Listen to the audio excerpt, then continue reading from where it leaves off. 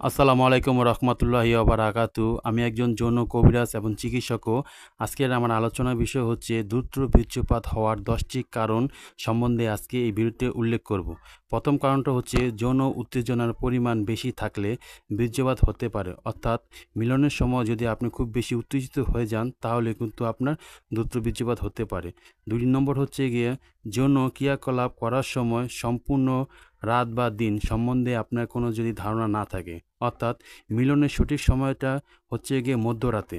এর আগে বা পরে যদি মিলন করতে যান তাহলে আপনার দ্রুত বীর্যপাত হওয়ার একটি চান্স থাকতে পারে। 3 নম্বর কারণ হচ্ছে গিয়ে যৌন ক্রিয়াকলাপ চলা থাকলে বীর্যপাত হতে পারে। একটি নির্দিষ্ট সময় ধরে বীর্যপাত হতে পারে, অর্থাৎ দীর্ঘদিন যদি আপনার গ্যাপ থাকে মিলনের তাহলেও কিন্তু আপনার বীর্যপাত হতে পারে। তার জন্য অন্তপক্ষে 2 দিন পর পরই আপনাকে মিলন করতে হবে।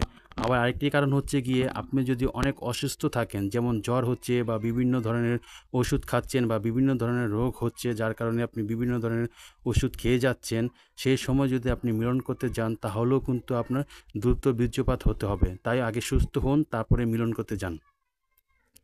আবার আরেকটি কারণ হচ্ছে গিয়ে অতিরিক্ত ধূমপান বা মাদকের সেবনের ফলে কিন্তু দ্রুত বীর্যপাত হয়। আমরা সাধারণত অনেকেই জানি যে যারা অতিরিক্ত মাদক গ্রহণ করে তাদের বীর্যপাত অবশ্যই হয় এবং তাদের যৌনশক্তি, যৌন ক্ষমতা দিন দিন কমতেই থাকে।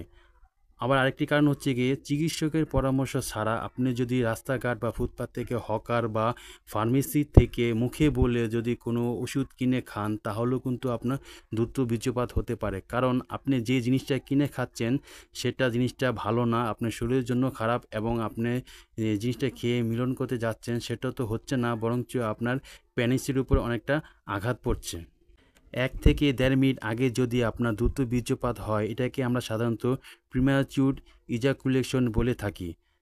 2 নম্বর হচ্ছে সাইকোলজি প্রবলেম, অর্থাৎ অনেক মানুষ আছে যারা মানসিক চাপে থাকে, দুশ্চিন্তা করে, উদ্বিগ্ন থাকে, ঘুমের অভাব হয়, ঠিক মতন ঘুমাতে পারে না, যৌন শিক্ষার অভাব থাকে, ছোটোবেলায় যদি সেক্সুয়াল কোনো কিছু করে থাকে অথবা তার মনের ভিতরে একটা ভয় আসে, ঘুমের অসুবিধা বা পারিবারিক সংসারে অশান্তি, এ ধরনের কারণেও কিন্তু আপনার যৌন বীর্যপাত হতে পারে। কারণ এসব কারণটা নিয়ে যখন আপনি মিলন করতে যাবেন তো তখন আপনার মাথায় একটা টেনশন আসবে, এই কারণেও কিন্তু আপনার দ্রুত বীর্যপাত হতে পারে। আবার অনেক ওষুধ সেবনের মাধ্যমে বা বিভিন্ন ধরনের ওষুধের সাইড ইফেক্ট আছে যার কারণেও কিন্তু আপনার এই দ্রুত বীর্যপাত হতে পারেন। আবার আপনি যদি ডায়াবেটিসের রোগী হয়ে থাকেন তাহলেও কিন্তু আপনার দ্রুত বীর্যপাত হতে পারে। আমাদের মধ্যে অনেক মানুষ আছে যারা অতিরিক্ত পরিমাণ অ্যালকোহল পান করে, তাই অতিরিক্ত অ্যালকোহল পরিত্যাগ করতে হবে। আবার অনেক পুরুষ আছে যারা চিন্তা করে যে আমি তো এখন মিলন করতে যাচ্ছি তো আমার বীর্যটা বা বের হয়ে যাবে বা লিঙ্গ উত্থান হবে না।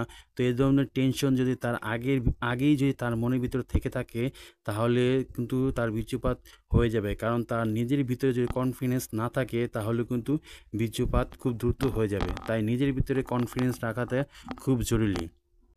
সুতরাং শারীরিক সমস্যাকে নিয়ন্ত্রণ রাখতে হবে। এসব রোগে স্নায়ু বা রক্তখানি ক্ষতিগ্রস্ত হলে পরে মিলনের ব্যাঘাত ঘটে। ধূমপান পুরোপুরি পরিত্যাগ করুন, অ্যালকোহল গ্রহণ করা একদম বাদ দিয়ে দেন, নেশা বাদ দিয়ে দেন, শরীরের ওজন ঠিক রাখুন, নিয়মিত শরীরের পরিচর্যা করুন অথবা ব্যায়াম করুন, সুষম খাদ্য, স্বাস্থ্যসম্মত খাদ্য গ্রহণ করুন, রাতে পর্যাপ্ত পরিমাণ ঘুমান, বিশ্রাম নেন, মানসিক যতগুলো চাপ আছে বা দুশ্চিন্তা আছে সবগুলো বাদ দিয়ে দিন। যদি আপনার যৌন সমস্যা বা দ্রুত বীর্যপাত না কমে তাহলে আপনি অবশ্যই বিশেষজ্ঞ একজন চিকিৎসকের পরামর্শ আপনাকে নিতেই হবে।